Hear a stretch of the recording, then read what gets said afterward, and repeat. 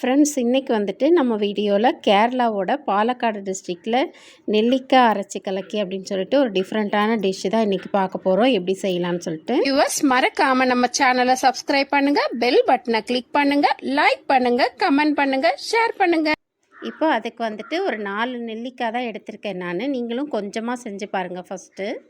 இப்போ 4 நெல்லிக்காய் வந்து நல்லா ஆவியில் வேக வச்சு கொட்டை எடுத்துகிட்டு வச்சுருக்கேன். சீடெலாம் எடுத்துடணும்.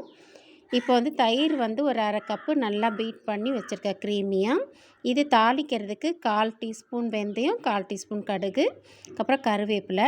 அரைக்கிறதுக்கு வந்துட்டு நமக்கு ஒரு பச்சை மிளகாவும் 2 ஸ்பூன் தேங்காய் திருவலும் ஒரு 1/2 டீஸ்பூன் சால்ட்டும் எடுத்திருக்கேன். இப்போ நம்ம நெல்லிக்காய் கூட அந்த தேங்காய், பச்சை மிளகா, சால்ட்டு சேர்த்து அரைச்சிட்டு வந்துடலாம்.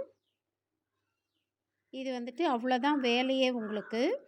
நம்ம நெல்லிக்காய் வேக வைக்கிறது மட்டும்தான் இந்த டிஷ்ஷுக்கு நம்ம செய்ய போகிற வேலை. மற்றதெல்லாம் வந்துட்டு நம்ம அரைச்சிட்டு இதில் கலக்க போகிறோம். அதனால தான் அது பேர் வந்துட்டு அரைச்சி கலக்கி.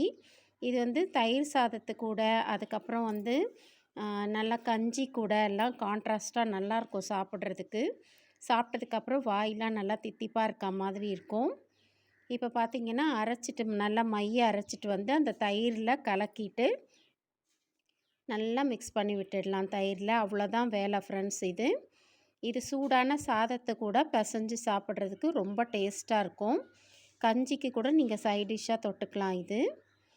இது வந்துட்டு நெல்லிக்காய் ஊறுகாய் அந்த மாதிரி எடுத்துக்காதவங்களுக்கெல்லாம் நம்ம இந்த மாதிரி செஞ்சு கொடுத்தோம் அப்படின்னா அவங்களுக்கே தெரியாமல் சாப்பிட்டுடுவாங்க. விட்டமின் சி இதில் நல்லா நிறைய கிடைக்கும். இப்போ நம்ம அந்த கடுகு, வெந்தயம், கருவேப்பிலை, தேங்காய் எண்ணெய் 2 ஸ்பூன் விட்டுட்டு தாளிச்சிட்டு வந்துடலாம். இது தேங்காய் எண்ணெயில் தான் வந்து நீங்கள் தாளிக்கணும். அப்போ தான் ரியல் டேஸ்ட்டு கிடைக்கும். சூப்பராக இருக்கும் ஃப்ரெண்ட்ஸ். ட்ரை பண்ணி பார்த்துட்டு கமெண்டில் சொல்லுங்கள். உங்கள் ஃப்ரெண்ட்ஸ்க்கும் ஷேர் பண்ணுங்கள்.